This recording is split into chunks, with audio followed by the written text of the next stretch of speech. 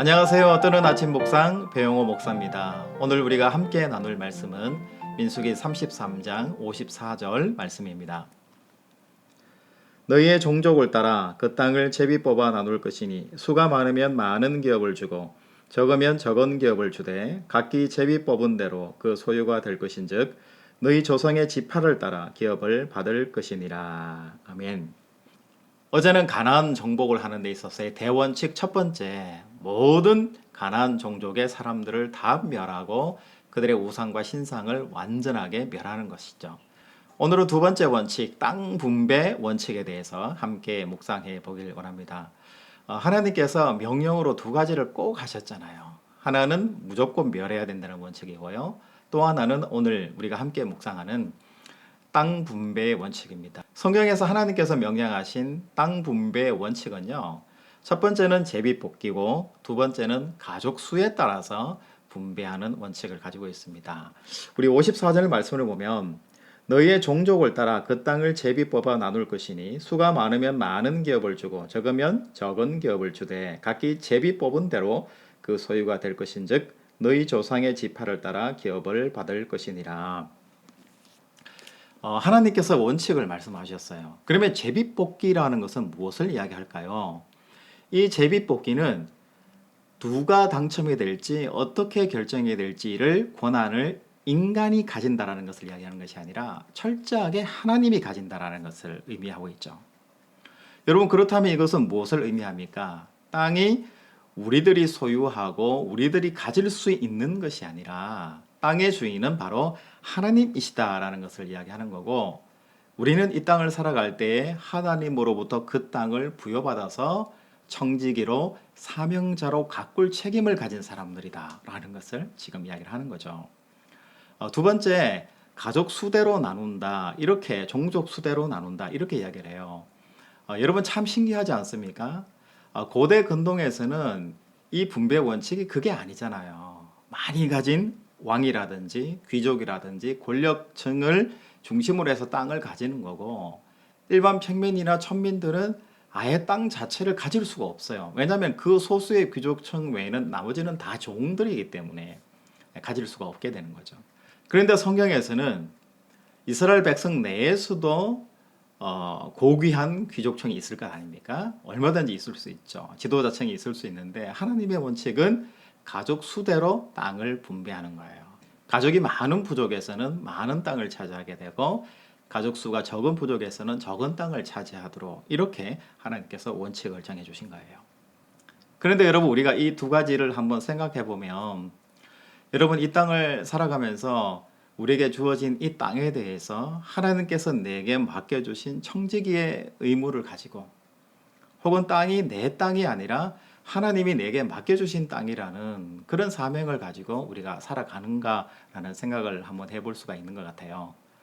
어떻게 해서든지 내가 한 평이라도 더 차지해야 되고 내 것을 더 가져야 되고 그래야지 이 자본주의 사회에서 내가 행복하게 살 수 있다라고 생각하는 우리 자신들의 모습을 보면서, 과거에 가나안 땅의 분배 원칙으로 주신 하나님의 그 원칙을 우리가 좀 순종하는 마음이 있어야 되지 않나라는 생각이 드는 거죠. 몇 년 전에 발표된 자료인데요. 우리나라에 많은 부동산들이 있는데 국가가 가진 땅 외에 부동산의 거의 90%를 수도권에서 가지고 있다. 그리고 상위 5%의 사람들이 거의 우리나라 이 부동산의 90%를 가지고 있다라는 그런 조사 결과를 제가 본 적이 있습니다. 여러분, 정말 대단하죠. 그러니까 돈이 얼마나 많으면 상위 5% 정도밖에 안 되는 사람이 우리나라 부동산의 90%를 가질 수 있을까요? 이건 정말 잘못된 것이라는 생각이 들고요. 오늘 말씀의 기준으로 이렇게 봤을 때도 정말 너무나 놀라운 사실이 아닌가, 하나님이 어떻게 생각하실까라는 생각이 드는 거죠. 여러분, 가족 수대로 땅을 나누게 돼 있어요. 그 당시는 이 땅이라는 것이 결국 돈과 같은 것이잖아요. 바로 사람의 생계 수단하고 같은 거예요. 그렇다면 오늘날로 이야기하면 이 땅은 우리가 받는 월급하고 비슷하다, 이렇게 생각할 수 있어요. 그런데 이 땅만 보더라도 그 월급이라는 것이 비정규직이 있고 정규직이 있고, 고위직이 있고 또 하위직이 있고요. 여러분 직급에 따라서 차등이 굉장히 심한 나라가 바로 우리나라잖아요. 사무직과 노동자가 있고 또 고졸 출신, 또 대졸 출신 이런 게 있고 남성이 있고 여성이 또 차이가 큰 나라가 바로 우리나라라는 거죠. 식구가 많은 가정은 우리 사회에서 굉장히 살기 힘든 나라가 되어 버렸다는 거죠. 아이를 낳고 만약에 여자분이 경단녀가 됐기 때문에 재취업이 어렵고 월급이나 이런 모든 부분에서도 불이익을 보고 승진에서도 불이익을 보고 남성보다도 월급이 적은 거죠. 제 주변에 어떤 지인은 저에게 이렇게 이야기를 하더라고요.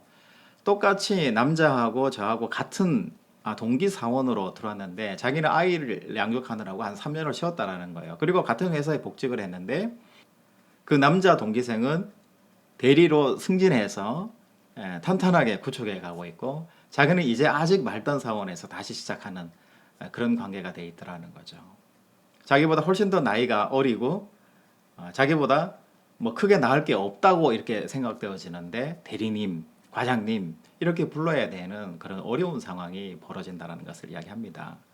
다른 어떤 것을 떠나서라도 성경에서 이야기하는 이 가족 수대로 부양 가족이 많을수록 최소한의 생계와 기본적인 월급을 받아야 되는데 그렇지 못한 우리 사회가 결국은 성경적인 기준과 원칙을 지키는 것은 아니다라는 것을 우리가 생각해 볼 수 있는 것 같아요. 오늘은 하나님께서 말씀해 주신 제비뽑기의 원칙과 가족수에 따른 땅의 분배 원칙에 대해서 우리가 묵상을 해봤는데요. 여러분 이 원칙이 이 땅에서 이루어지고 우리 삶의 자리에서 일어났으면 좋을 것 같아요. 이 원칙이 이루어지려면 어떻게 해야 될까요? 내가 먼저 땅에 대한 욕심을 버려야 되는 거죠. 하나님께 내게 맡겨주신 청직이고 사명자로서의 땅을 가꾸는 삶을 내가 사는 것이고요.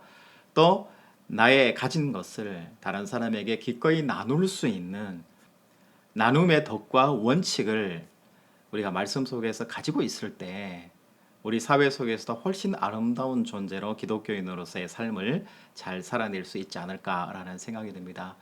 여러분 오늘은 도전적인 말씀을 드렸는데요. 한번 도전 받으시고 여러분 삶의 자리에서 한번 실천해 보시는 오늘 하루 되시기를 주님의 이름으로 축복합니다. 내일 또 뵙겠습니다. 샬롬.